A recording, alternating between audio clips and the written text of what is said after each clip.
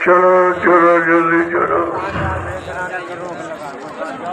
प्रेमियों, सत्संग का समय हो गया। हमेशा सत्संग सुनने की इच्छा होनी चाहिए और समय से पहले सत्संग स्थल पर उपस्थित होना चाहिए ताकि कोई वचन छूटने न पाए।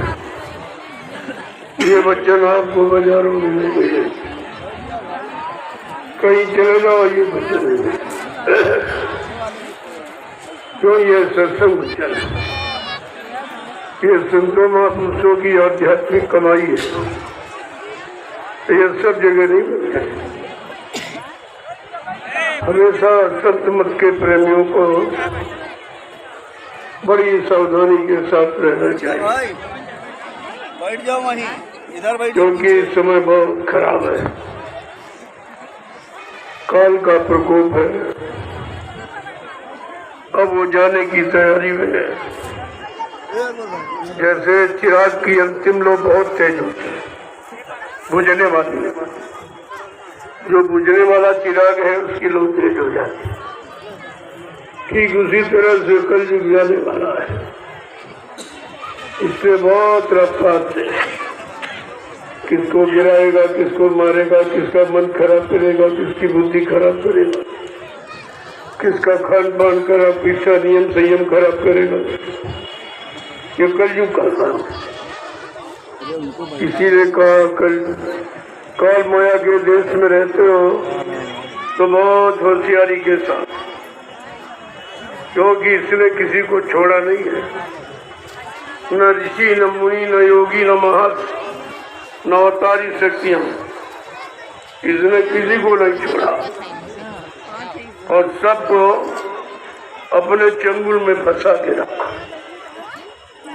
आप समझते थे ये लोग बहुत अच्छे हैं, लेकिन जब संतों के वचनों को सुना गया तब पता चला भाई ये तो काल के एजेंट है, काल की तरफदारी करते, काल के गुलाम है और सब काल माया के देश में काल की ही गुलामी करते रहे।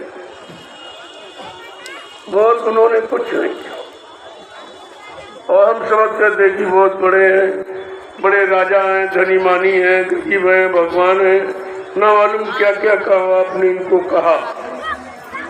लेकिन ये तो काल के गुलाम निकले और उसी की गुलामी करते करते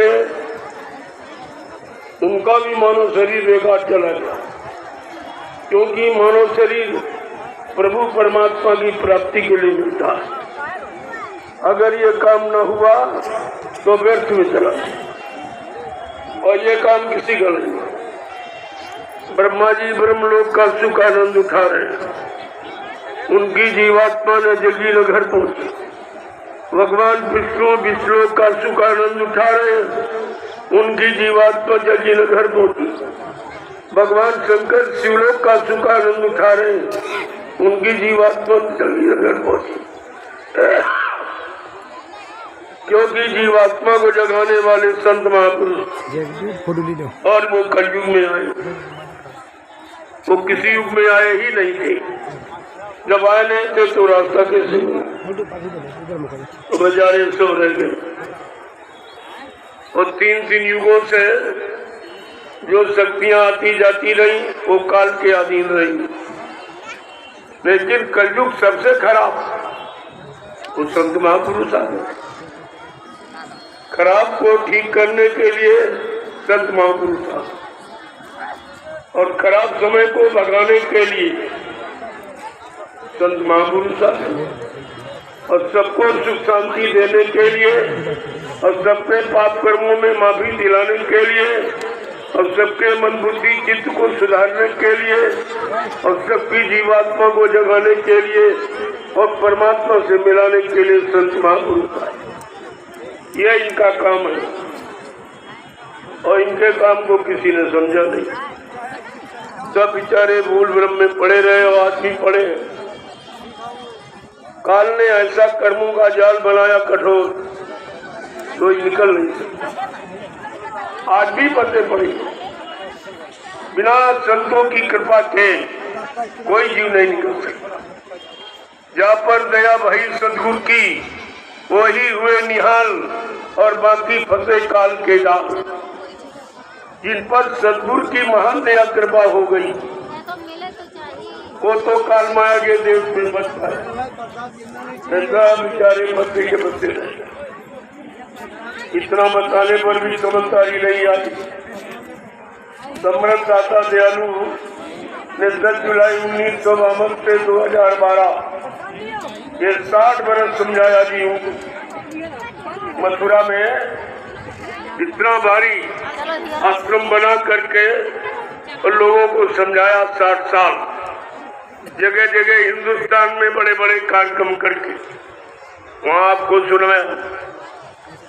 लेकिन जब समय पड़ा तो किसी के अंदर 2 वचन भी नहीं, आप 2 वचन भी नहीं समझ पाए हो जो उन्होंने तुम्हारे हित के लिए उच्चारण किए थे। इसी कारण आज भी बेचारा भटक रहा है, दर की ठोकरें खा रहा है, मुसीबत आपत्ति दुर्दवी बीमारियों में, लड़ाई झगड़ों में, दैवी प्रकोपों में, दुर्घटनाओं में, अकाल मौत में फंसा ही चला जा। तो कभी बैठ के आपने विचार किया कि निकालेगा इस दुख तकलीफ आफत के माहौल वातावरण से कौन हमें निकालेगा और कौन हमें हमारी जीवात्मा को जगा के परमात्मा से मिलाएगा, इसके लिए मानव शरीर मिला है। लेकिन आपने तो इसके बारे में कुछ नहीं सोचा। क्यों नहीं सोचा कि आपने गुरु के वचनों को भुला दिया। वो वचन आपको बचाते, वचन आपकी मन बुद्धि चित्त को ठीक करके तुम्हें सच्चे रास्ते पर खड़ा करते और चलाते और मंजिल पर पहुंचाते। लेकिन आपने तो कुछ किया नहीं। तो प्रेमियों, ये ऐसे महापुरुष की पुण्य तिथि जिस पर आप देश के कोने कोने से आए हो, ऐसा महापुरुष भूमंडल पर कभी नहीं आया जिसने इतना बड़ा खजाना जीवात्मा और की रक्षा सुरक्षा का और उनको यहाँ से काल माया के देश में कर्मों के जाल में फंसी इन जीवात्माओं को निकाल कर घर पहुँचाना, ये काम किसी ने किया ही नहीं। ऐसा समर्थ मालिक अब की बार हम सब लोगों के लिए आया, लेकिन हमने आपने पहचान नहीं पाया, न पहचान पाया, न कोई अपना काम करा पाया। और आज भी तुम भ्रमित हो। जितना बताया समझाया जा रहा, इतने इशारे किए जा रहे, लेकिन तुम्हारी बुद्धि में कुछ नहीं आता, क्योंकि आपने कोई अच्छा कार्य जीवन में नहीं किया और बुरे कामों का वो भंडार, वो गड़ा भर गया और वो फूटने वाला है। जब गड़ा भर जाता है, पापों का, स्वाद का, लोभ का, लालच का, मार का, काट का, हिंसा का, सब मानव की बुद्धि खराब हो जाती। जब जैसी हो तब पिता, तब तैसी मति होए, अब कर किले को मेट सके नहीं कोई। कितनी बड़ी बात। कहा जब पापों का गला भर जाएगा तो मनोबुद्धि विकृत हो जाएगी, फिर वो अपना हित भी नहीं सोच पाई, अपना लाभ और भला ये कुछ नहीं पता। उसी को धार्मिक शास्त्रों ने कहा विनाश काले विपरीत बुद्धि। जब विनाश होने को होता है तो मानव की बुद्धि विपरीत दिशा में चली जाए। कितना आप समझाओ, रावण जैसा बुद्धिमान कोई नहीं था, जिसको 4 वेद 4 18 पुराण 19 निचाएं बिल्कुल जवान पर थी, लेकिन बेचारा जब अधर्म की तरफ चल पड़ा और पाप पुण्य के अंतर को जब भुला दिया, अच्छाई सच्चाई से दूर जाने लगा, तब वो बेचारा मारा गया, यानी अपने को बचा नहीं पाया। इसका मतलब है किताबें और किताबी ज्ञान ये आपको भवसागर से न निकाल सकता है, न तुम्हारी जीवात्मा को जगाकर परमात्मा से मिला सकता। ये तो अक्षर विद्या जो 2 आंखों से आपने पढ़ी, लेकिन महापुरुष क्या कहते हैं, जो कुछ दो नैनों से देखे काल भोग सब करता, अब सब मर जाए सब डरेगा। जो तुम दो आंखों से देख रहे हो, दो कानों से सुन रहे हो, बुद्धि से विचार कर रहे हो, कहा ये सब मिटने वाला, ये मिटने वाला है। इसी को नासवान क्षणभंगुर कहते हैं। इसलिए शब्द ज्ञान कभी मिटता नहीं, शब्द ज्ञान कभी नहीं मिटता। जैसे आप जबान से जो बोलते हो, ये कभी बोलो तो तुरंत अंदर से निकलेगा, ये खत्म नहीं होता, ये मिटता नहीं है। यानी आंतरिक ज्ञान कभी मिटता नहीं है और बहिर्मुखी ज्ञान ये मिट जाता है। और सबके सब इसी बहिर्मुखी ज्ञान में ही पड़े रहे बेचारे। ये पढ़ ले, ये रट ले और ये जान ले, लोगों को सुनाने के लिए, और सुना करके उनसे रुपया पैसा दान दक्षिणा 2-3 रोटी लंगोटी ले ले, तो इससे क्या मिलेगा? अरे तो वैसे भी आपको मिला हुआ। जब जीव आता है तो भाग्य पहले ही बना दिया था कि जाओ तुम मृत्युलोक मंडल में, तुमको ये मिलेगा, लाभ मिलेगा, नहीं मिलेगी, ये मिलेगा, वो मिलेगा, सब बता दिया, सब तुम्हारा लिख करके तुम्हारे साथ बांध दिया और तुमको ये सब मिलेगा। लेकिन अगर जीवात्मा को परमात्मा से मिलाना चाहते हो तो जीवात्मा के जानकार संत महात्माओं की तलाश करो, जो मिल जाएंगे ये भी काम तुम्हारा बन जाएगा, ये भी तुम्हारा बन जाएगा। क्योंकि वो लेख पर मेघ मारते, जो ब्रह्मा ने कलम चला दी उसको ये मेघ देते संत महात्मा, उनको ये सामर्थ्य शक्ति उनके पास है और ये काम वो कर सकते। बाकी सृष्टि में कोई, यहाँ कोई कितना बड़ा धनवान बलवान बुद्धिमान हो, ज्ञानी ध्यानी विज्ञानी हो, आप उससे कहो कि 1 करोड़ रुपए लो लो, हमारा एक पाप काट दीजिए, तो कहे भाई ये नहीं कर सकती। जो काम रुपए पैसे धन दौलत समाज से तुम्हारा कोई नहीं कर सकता, वो संत महापुरुष अपना दर्शन देकर यह काम तुम्हारा करते हैं। संत दरस जिन पातक डरई, संतों के दर्शन मात्र से पापों का क्षय हो जाता है। ये कितना बड़ा लाभ कर सकते, क्योंकि अन्य युगों में संत आए नहीं थे। उस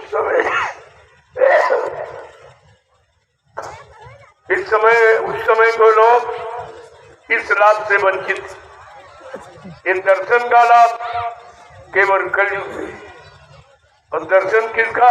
संत महापुरुष का। और जड़ का दर्शन नहीं, चेतन का।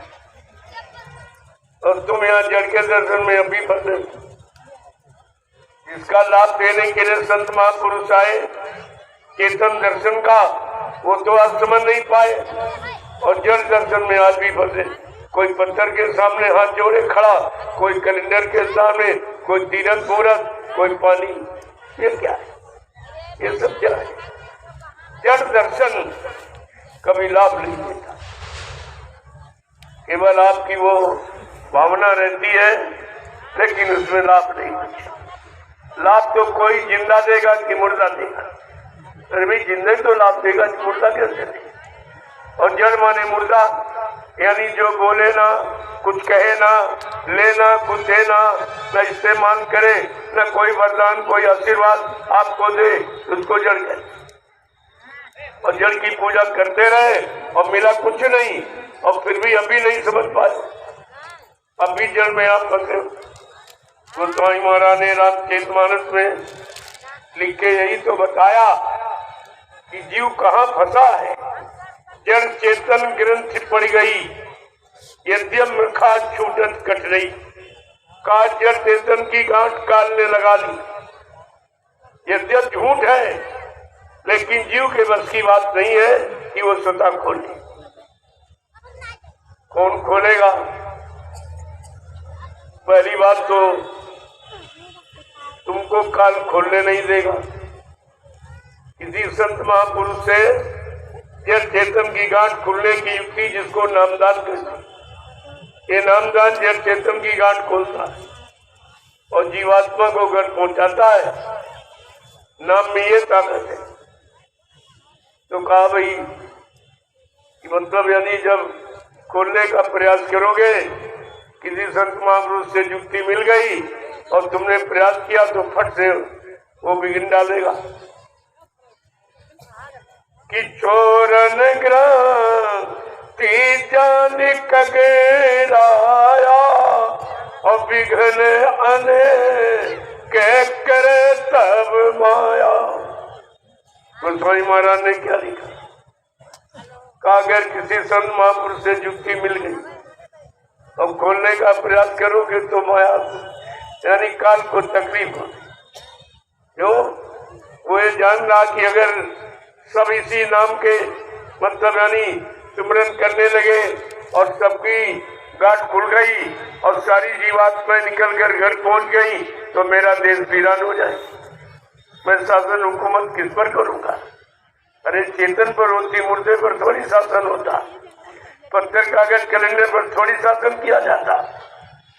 लेकिन जब जानकारी हो तब कहते कि चोर निगरानी पाए जो कोई और तब यहाँ की वह कृतार्थ हुई। का जब तक जब चेतन की गांठ जो काल माया ने लगा दी, जब तक ये खोलने वाला कोई संत महापुरुष नहीं मिलेगा तब तक जीव स्वतंत्र नहीं हो। यानी यहां से जीवात्मा जा नहीं सकती। अब ये बंधन लगा हुआ। गोस्वामी महाराज इसी बंधन के बारे में बताना चाहते हैं कि तुम्हारे पीछे कौन कौन पड़ा है, तुम्हें कौन कौन रोक रहा है, तुम्हारे सिमरन ध्यान भजन में कौन बाधा डाल रहा है, कौन निकलने नहीं देना चाहता है।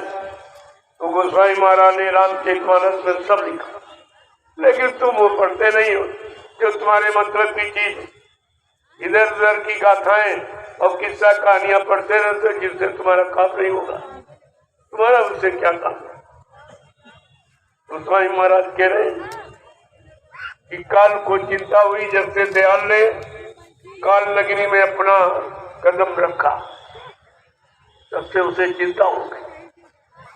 ये निकाल के ले जाएंगे, अगर सारी रूहें जीवात्माओं को निकाल देंगे तो मेरा देश बेकार हो जाएगा, वीरान। तो बड़ी चिंता। इसलिए काल ने तुम्हारे पीछे तमाम बवाल लगा दिया। पहली बात तो उसने काम क्रोध लोभ मोह अहंकार का पैरा लगा दिया और माया को हुक्म दिया कि जाओ तुम अपनी सहेलियों से कहो वो जीव को भरमा भटका दे, न सत्संग सुनने दे, न बचनों को मानने दे, न सद्गुरु से प्रेम प्रीत करने दे, न नाम की कमाई करने दे, न परमार्थी सेवा में लगने दे। ये आदेश। तो रिद्धियां सिद्धियां वो तो बेचारी गुलाम है, वो का माया के अधीन है, तो माया के हुक्म को पालन करती है। लेकिन संत गोस्वामी जी महाराज कलयुग के जीवों को सचेत करते जगाते कि तुम्हारे पीछे कौन पड़ा है कि रीति सीधी बहु प्रेर भाई अबूत लो मैं दिखावन आई कि कल बल छन कर जाय समीपा अवंचल पा से बुझा में दीपा। एक दो रिद्धियां सिद्धियां तुम्हारे पीछे पड़ी, तुमको सत्संग सुनने नहीं देंगी, या तो नींद दे देंगी, नींद की तरफ तंद्रा निद्रा उंघाई जमुहाई और रस विशेष जाना चिन्नाई। इतने में आपको फंसा देंगे और ये कहेंगे अरे भाई तुम ये क्या कह रहे, तुम जो मांगो मैं दूं। राज है, पाट है, धन है, दौलत है, औरत है, बच्चे, पतीसा, लेकिन तुम जाने की बात क्यों करते? मेरे देश में रहो, मैं सब सुविधाएं तुमको, बस इतना जहां लालच दिया तहां तुम भ्रमित हो। तुम ये नहीं सोच पाए ये लालच तो मृतलोक में है, ये लालच कोई हमको हमारे घर जीवात्मा को थोड़ी पहुंचा देगा। कहते एक तरह से नहीं, छल प्रपंच कलबल छल कर जाए समीपा, अंचल बात बुझा में दीपा।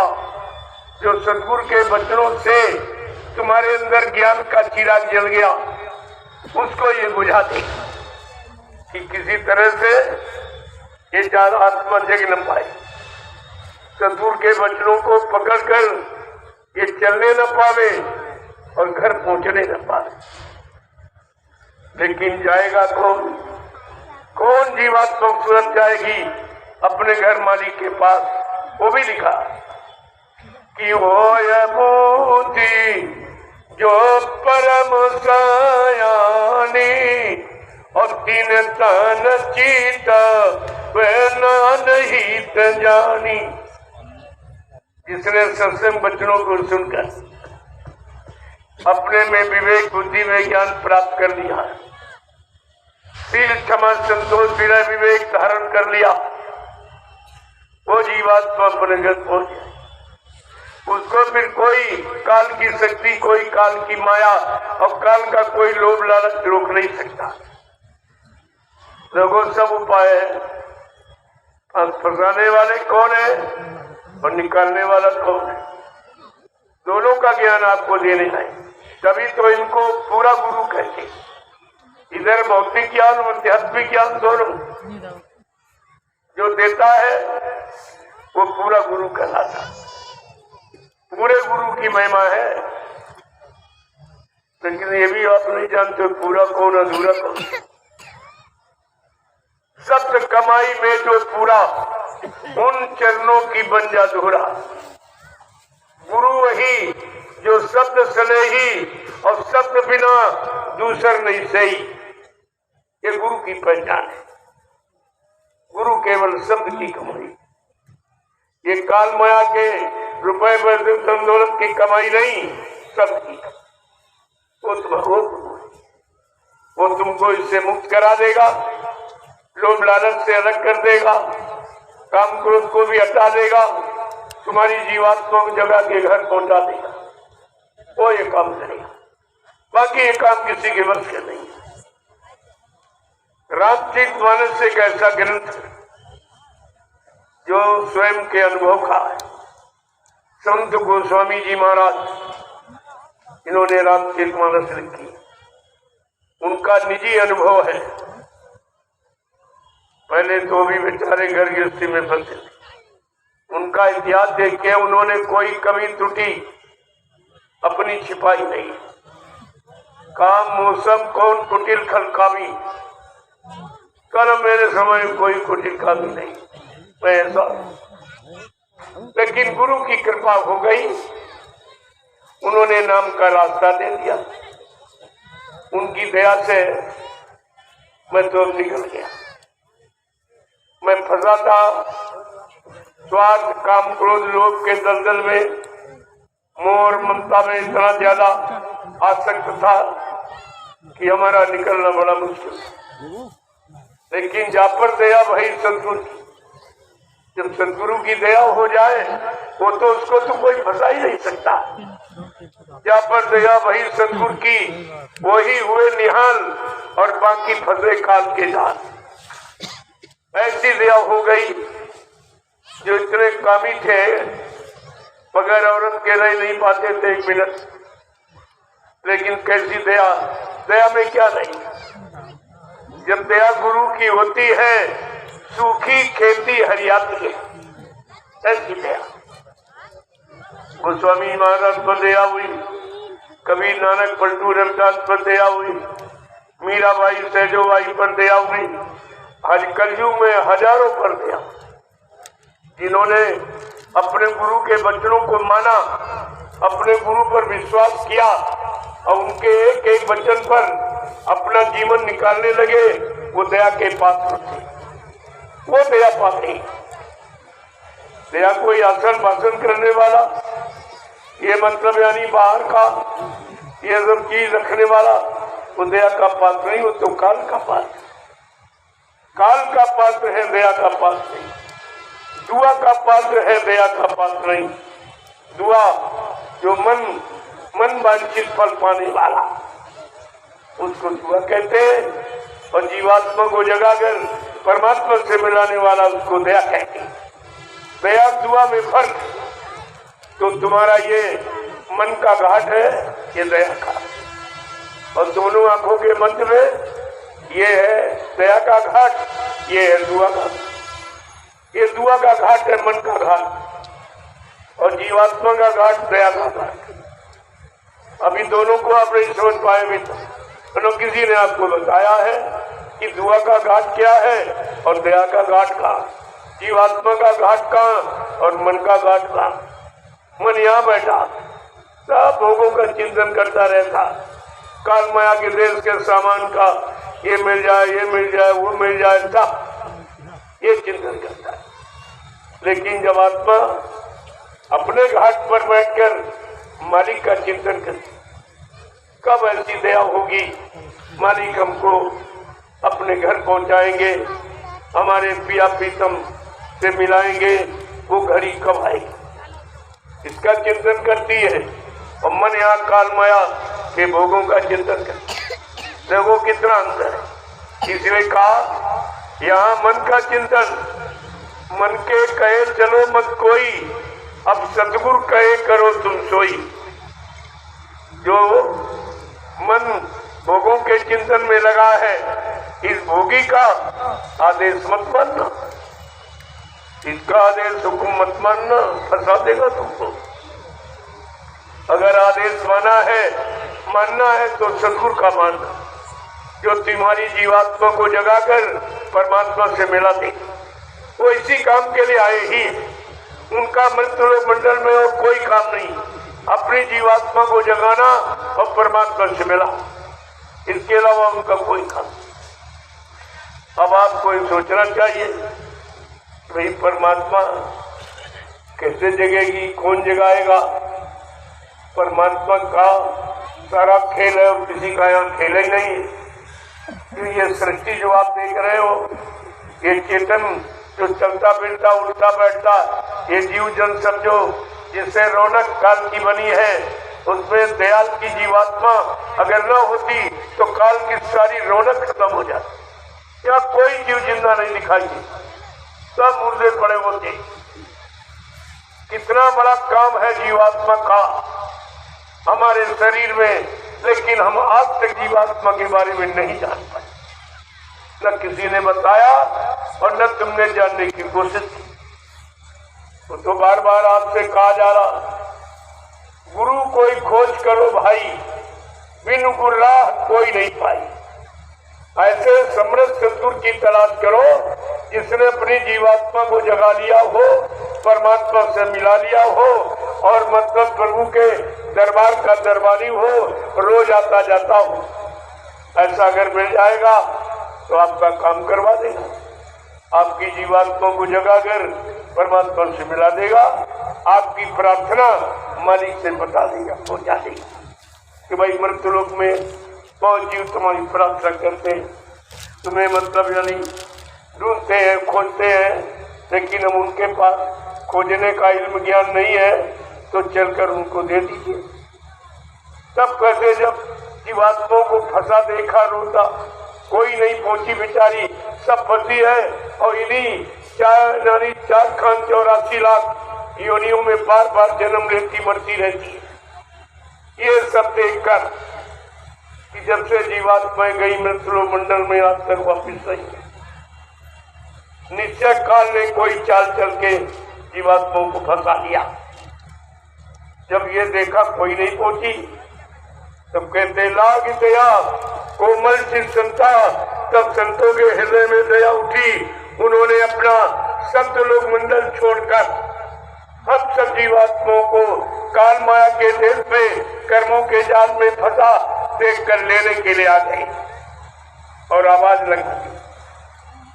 ऐसे नहीं आवाज लगाई, नहीं तो तुम समझ नहीं पाते, क्योंकि ये आवाज लगाने वाला कभी आया नहीं, तुम्हारे कानों ने आवाज कभी सुनी नहीं और उनका दिव्य स्वरूप तुम्हारी आंखों ने कभी देखा नहीं। तो कहने का मतलब यह है, हमारा फंसने का कारण भूल भुलैया है कि हम अज्ञानता भूल में रहे और फंस गए। आपको निकलने का मौका। शक्तियां तो भारत भूमि पर बहुत आई, अवतार बहुत हुए, लेकिन वो 10 अवतार जिनका बखान है उनके बारे में संतों ने कहा अवतार तो हुआ, लेकिन 10 अवतार काल के जानू। तुम इनसे अब कहो किनारा, तुम इनसे किनारा कर लो, ये काल से क्या। ये जीवात्मा दयाल देश की है। जब तक दयाल देश की कोई दयाल शक्ति नहीं आएगी तब तक जीवात्मा को जगाकर ले नहीं जा सकती।